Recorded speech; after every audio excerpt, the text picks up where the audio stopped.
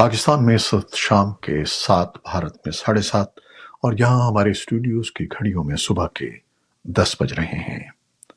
Voice of America Washington کی Urdu service سے میں ہوں خالد حمید، خبروں کے ایک بلٹن کے ساتھ۔ بھارت میں نریندر مودی نے اتوار کی شام کو تیسری بار وزیر اعظم کا حلف اٹھا لیا۔ ان کے ساتھ 71 وزراء نے بھی حلف اٹھایا ہے۔ اس بار ایک مخلوط حکومت بنی ہے جس کو متعدد چیلنجز کا سامنا ہے۔ بی جے پی کو انتخابات میں اکثریت نہیں ملی اور نئی حکومت ٹی ڈی پی اور جے ڈی یو کی حمایت سے قائم ہوئی ہے۔ قبل ازیں وزیر اعظم نے جمعے کو حکمراں محاذ این ڈی اے کے اجلاس سے خطاب کرتے ہوئے کہا تھا کہ یہ اتحاد بھارت کی سیاسی تاریخ میں سب سے کامیاب اتحاد ہے۔ ان کا کہنا تھا کہ ہم تمام فیصلوں میں اتفاق رائے پیدا کرنے کی کوشش کریں گے۔ تجزیہ کاروں کے مطابق اگر فریقین کی جانب سے اپنے موقف پر زیادہ زور نہیں دیا گیا تو حکومت 5 سال چل جائے گی۔ پاکستان کے وزیر اعظم شہباز شریف نے نریندر مودی کو تیسری بار بھارت کے وزیر اعظم منتخب ہونے پر مبارکباد دی ہے۔ وزیر اعظم نے سماجی رابطے کی سائٹ ایکس پر اپنے مختصر پیغام میں نریندر مودی کو وزارت عظمیٰ کا حلف اٹھانے پر مبارکباد دی۔ یہ مبارکباد ایک ایسے وقت میں دی گئی ہے جب پاکستان اور بھارت کے درمیان ایک طویل عرصے سے بات چیت اور روابط معطل ہیں۔ پاکستان اور چین نے سیکیورٹی تحفظات کے باوجود پاک چین راہداری منصوبوں کو آگے بڑھانے اور دوطرفہ تعلقات کو وسعت دینے پر اتفاق کیا ہے۔ یہ وسیع اتفاق رائے وزیر اعظم شہباز شریف کے دورے چین کے دوران صدر شی جن پنگ اور دیگر چینی قائدین سے ملاقات میں سامنے آیا ہے۔ وزیر اعظم آفس کے جاری اعلامیہ کے مطابق حالیہ دورے چین کے دوران پاکستان اور چین کے درمیان سی پیک کے تحت جاری بڑے منصوبوں کی بروقت تکمیل، سی پیک کی اپ گریڈیشن اور دوسرے مرحلے میں سی پیک کے تحت ترقیاتی منصوبے آگے بڑھانے پر اتفاق رائے ہوا ہے۔ پاکستان کے مرکزی بینک نے ایک متوقع قدم اٹھاتے ہوئے اپنی کلیدی شرح سود میں 150 بیسس پوائنٹس یا 1.5% کمی کی ہے۔ تقریباً 4 سالوں میں پہلی بار شرح سود میں کمی کی گئی ہے، جس کا مقصد افراط زر میں کمی اور ترقی کو فروغ دینے کی کوشش ہے۔ پاکستان میں گزشتہ 2 سالوں کے دوران معاشی سرگرمیاں سست رہیں کیونکہ تباہ حال معیشت کو مستحکم کرنے کے لیے بین الاقوامی مالیاتی فنڈ یا آئی ایم ایف کے پروگرام کے تحت سخت اصلاحات نافذ رہیں۔ افغانستان میں سن 2021 سے برسر اقتدار طالبان کی عبوری حکومت پڑوسی ممالک کے ساتھ سفارتی تعلقات مضبوط کرنے کی کوشش کر رہی ہے۔ طالبان بتدریج ایران، چین اور روس کے ساتھ تعلقات مضبوط بنانے کی تگ و دو میں ہیں۔ حال ہی میں طالبان رہنماؤں نے روس کے شہر سینٹ پیٹرزبرگ میں عالمی اقتصادی فورم میں شرکت کے علاوہ ابوظبی میں متحدہ عرب امارات کے صدر سے ملاقات کی تھی۔ رواں ماہ کے آخر میں اقوام متحدہ کی نگرانی میں ہونے والی دوحہ کانفرنس میں بھی طالبان رہنماؤں کی شرکت متوقع ہے۔ اور اب غزہ کی تازہ ترین صورتحال اور دوسری عالمی خبریں۔ امریکی وزیر خارجہ اینٹنی بلنکن پیر کے روز مصر پہنچے ہیں۔ انہوں نے علاقائی دورے کا آغاز ایک ایسے وقت پر کیا ہے جب اسرائیل اور حماس کے درمیان طویل عرصے سے جنگ بندی کا انتظار کیا جا رہا ہے۔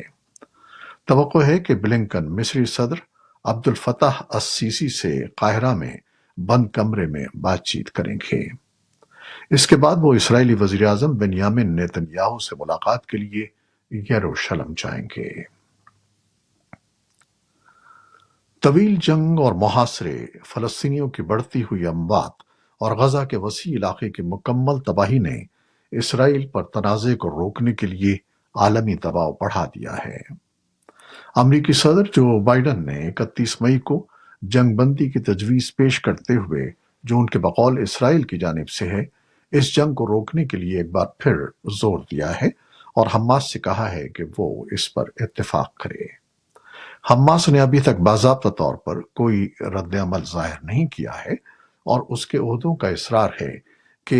عہدیداروں نے اصرار کیا ہے کہ کسی بھی معاہدے کے لیے جنگ کے مستقل خاتمے کی ضمانت ہونی چاہیے۔ اس مطالبے کو اسرائیل نے سختی سے مسترد کر دیا ہے کیونکہ اس نے حماس کو تباہ کرنے اور باقی قیدیوں کو آزاد کرنے کا عزم ظاہر کیا ہے۔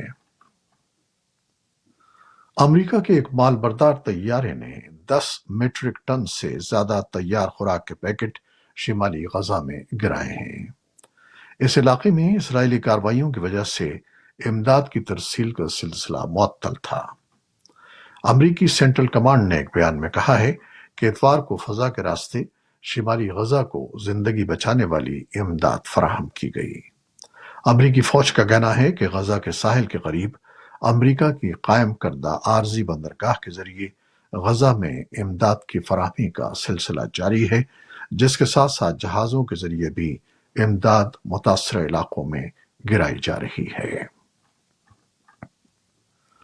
امریکہ کے صدر جو بائیڈن فرانس کے 5 روزہ دورے کے بعد اتوار کو وطن واپس پہنچ گئے ہیں۔ فرانس میں انہوں نے ڈی ڈے کی 80ویں سالگرہ کی تقریبات میں شرکت کی اور بیرون ملک جمہوریت کو برقرار رکھنے میں امریکہ کے کردار کو سراہا۔ بائیڈن نے فرانس میں اپنا آخری دن پیرس سے باہر تقریباً 1 گھنٹے این مارن امریکن قبرستان میں گزارا اور امریکہ کی جنگ میں ہلاک ہونے والوں کو خراج عقیدت پیش کیا۔ انہوں نے 2200 سے زیادہ امریکی فوجیوں کی آخری آرام گاہ پر پھولوں کی چادریں چڑھائیں۔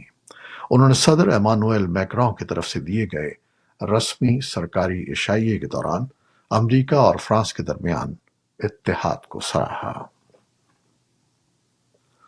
یورپی یونین کے انتخابات میں انتہائی بائیں بازو کی جماعت سے شکست کے بعد صدر ایمانوئل میکرون نے پارلیمنٹ تحلیل کرتے ہوئے فوری انتخابات کا اعلان کر دیا ہے۔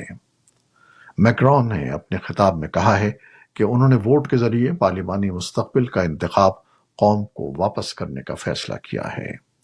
رائے عامہ کے جائزوں کے مطابق انتہائی دائیں بازو کی قوم پرست جماعت نیشنل ریلی پارٹی کو 31% سے زائد ووٹ ملنے کا امکان ہے، جبکہ میکرون کی جماعت کو تقریباً 15% ووٹ مل سکتے ہیں۔ سوئٹزرلینڈ نے پیر کو کہا کہ ہفتے سے شروع ہونے والی 2 روزہ یوکرین امن کانفرنس میں 90 ممالک اور تنظیمیں شرکت کریں گی۔ سرکاری بیان میں کہا گیا ہے کہ امن کانفرنس کا مقصد بین الاقوامی قانون اور اقوام متحدہ کے چارٹر کی بنیاد پر ہتھیار گری، جس کے نتیجے میں 8 افراد ہلاک اور 33 زخمی ہو گئے۔ پولیس کا کہنا ہے کہ بس پر مشتبہ عسکریت پسندوں نے فائرنگ کی تھی، جس کے سبب بس بے قابو ہو گئی۔ حکام کے مطابق ہلاک اور زخمی ہونے والے بیشتر مسافروں کا تعلق ریاست اتر پردیش سے ہے۔ اور اب کرکٹ۔ T20 ورلڈ کپ میں بھارت سے شکست کے بعد پاکستان کرکٹ بورڈ کے چیئرمین محسن نقوی نے ٹیم میں بڑی تبدیلیوں کا عندیہ دیا ہے۔ ان کا کہنا ہے کہ اب وقت آ گیا ہے کہ میدان سے باہر موجود ٹیلنٹ کو کھیلنے کا موقع دیا جائے۔ ان کے بقول ہمارا سب سے بڑا چیلنج ٹیم کی کارکردگی کو بہتر بنانا ہے۔ بھارت نے پاکستان کو دلچسپ مقابلے کے بعد 6 رنز سے شکست دی ہے۔ بھارت کے 119 رنز کے جواب میں پاکستان کی ٹیم 20 اوورز میں 113 رنز بنا سکی۔ پاکستانی ٹیم کی مسلسل 2 شکستوں کے بعد اس کا اگلے مرحلے سپر 8 میں پہنچنا مشکل ہو گیا ہے۔ یہ تھی وہ خبریں جو فیس بک لائیو پر ہم نے آپ کے لیے پیش کی۔ ہماری ویب سائٹ، یوٹیوب اور پوڈ کاسٹ پر یہ بلیٹن آپ کے لیے پوسٹ کر دیا جاتا ہے۔ آپ ہمارے بلیٹن کو شیئر کرتے ہیں اور اپنے کمنٹس میں اپنی محبتوں کا اظہار کرتے ہیں، جس کے لیے ہم آپ کے بے حد مشکور ہیں۔ اپنی ان کاوشوں کو جاری رکھیے گا۔ نیوز پروڈیوسر سید اصفر امام اور نیوز ایڈیٹر بہجت جیلانی کے ساتھ خالد حمید کو بھی اجازت دیجیے گا۔ اللہ حافظ۔